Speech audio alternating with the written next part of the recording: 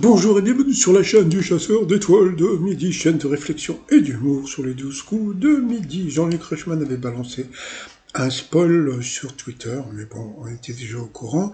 Donc c'était l'anniversaire aujourd'hui des 13 ans des 12 coups de midi. Donc il avait sorti son blouson spécial combat des maîtres, la maîtresse de midi, 400 000 euros, toc toc. Son compagnon était là, je reviendrai demain sur une vidéo parce qu'il s'est passé un truc assez spécial. Donc voilà, donc on a pu voir qu'elle avait encore battu la pauvre Tata Véro. Coup d'envoi la première question. Quel joueur Laurent Blanc embrasse-t-il sur le crâne au début des matchs de la Coupe du Monde 1998? C'était assez connu, c'était Yann Barthès. Qu'est-ce qu'il est drôle. Après, ils sont arrivés, ben voilà, les anciens maîtres de midi, bon, pour l'anniversaire, parce que comme bientôt ça va être le combat des maîtres, donc voilà, ils ont tous débarqué, gna gna gna. On a pu voir Xavier, Bruno. Bon, après, il y a eu ce candidat qui s'appelait Aurélien, qui était venu avec Patricia, sa maman. Qu'est-ce que le label Addio Pizzo a posé sur les déventures de certains magasins en Italie? Il est parti sur un label d'électricité propre.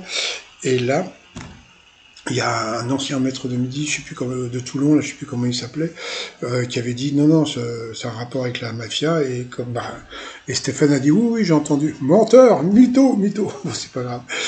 Ensuite, vous aviez Baptiste qui était venu avec une amie. Alors, pour Baptiste, combien de temps minimum faut-il dormir la veille de prendre la route en voiture? Donc, c'était moins de 4 heures. Après, vous aviez Geneviève qui était venue avec ses proches, qui étaient en visio. Pour Geneviève, dans le but de protéger l'environnement, avec quoi? Une start-up californienne fabriquant de la viande.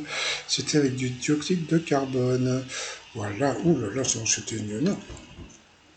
Ensuite, pour la maîtresse de midi, l'an dernier en demi-finale du Grand Slam de Paris, qui a perdu la judokate française Priscilla Detno, entraînant sa disqualification.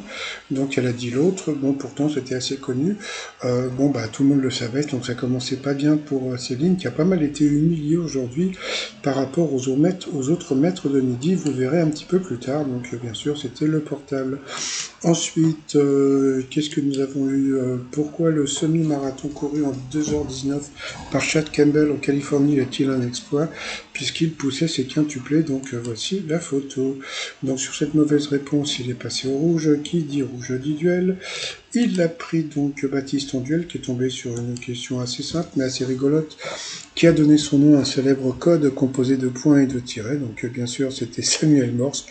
Et donc il a dit qu'il avait inventé le braille. Ben oui, mais bon, le mec qui a inventé le braille, vous savez comment il s'appelle? Il s'appelle Monsieur Braille. Par contre, juste un truc. Le Morse, c'est Monsieur Morse. Le Braille, c'est Monsieur Braille. Mais les hiéroglyphes, il n'y a pas un Monsieur hiéroglyphe. Hein. Donc voilà, donc c'est Champollion. Ensuite, Baptiste, Céline et Geneviève sont retrouvés. Entre-temps, voilà, le Popol, il est arrivé. Alors ils ont écrit Paul, ils n'ont pas écrit Paul Elkarat. Hein. Ils auraient pu mettre son nom de famille. Donc le Paul est arrivé, tac tac. Alors comme c'est les 13 ans, toc, il a eu droit à un beau blouson que tout le monde va avoir comme cadeau. Donc c'était pas vraiment un cadeau, puisque tout le monde l'a eu. Donc après, ils ont balancé un magnéto pour faire pleurer tout le monde. Sauf que bon, à part 2-3 filles, il n'y a pas beaucoup de gens qui ont pleuré. Donc la maîtresse de midi a applaudi.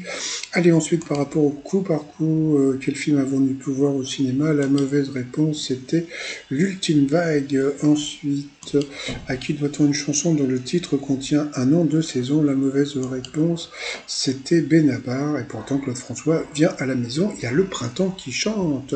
Ensuite, qu'est-ce qui désigne une partie du corps humain? La mauvaise réponse, c'était la navette à fagot. Donc sur cette mauvaise réponse, il est passé au rouge.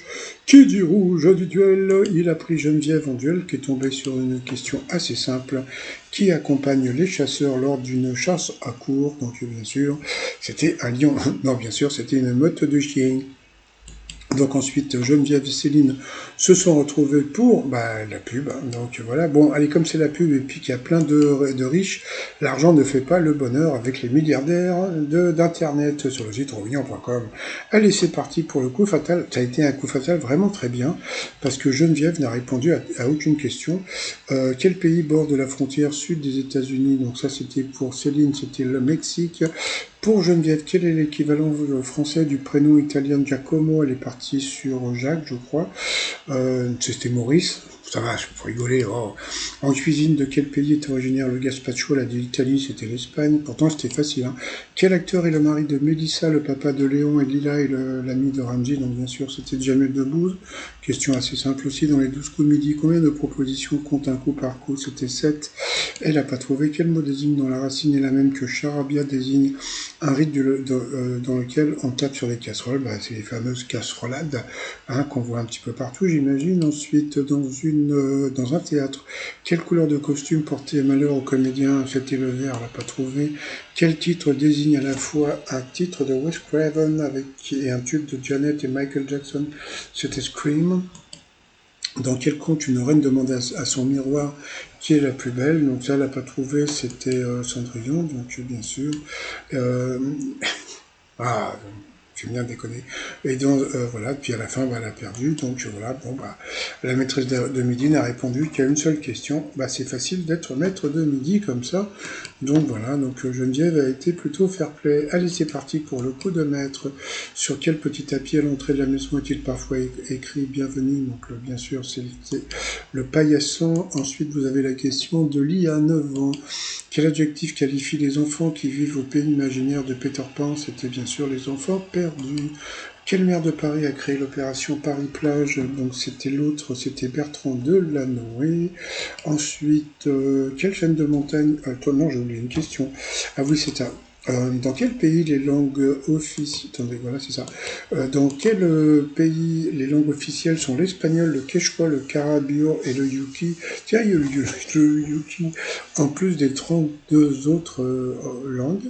Donc, elle est partie sur le Pérou, parce que c'est vrai que dans le Pérou, vous avez le quechua, sauf que, bon, bah, ils ont demandé à d'autres maîtres de midi, dont Paul, dont voilà, plein de maîtres de midi, et tout le monde est parti sur l'autre, sur la Bolivie. Donc la pauvre, elle a été humiliée sur cette question, puisque bon, bah, il y a beaucoup de maîtres de midi qui savaient que c'était la Bolivie. Donc ça la foutait mal de se faire avoir par cette question et surtout de voir tous les autres maîtres de midi qui connaissaient la réponse. Bon, passant. Et puis ensuite, dans quelle chaîne de montagne parcourt-on le GR54 à travers le parc national des Écrins? C'était les Alpes. Bon, elle a quand même gagné 1000 balles, mais elle ne peut pas dire qui est dans l'étoile mystérieuse. Et comme vous le savez, dans l'étoile mystérieuse, c'est qui? C'est Méritano. Donc c'est bien sûr, c'est Kenji Girac, voilà. Bon, bah sinon, bah moi je vais vous souhaiter une très bonne journée. Je vous dis à demain. Portez-vous bien et surtout, portez-vous. Allez, bye bye.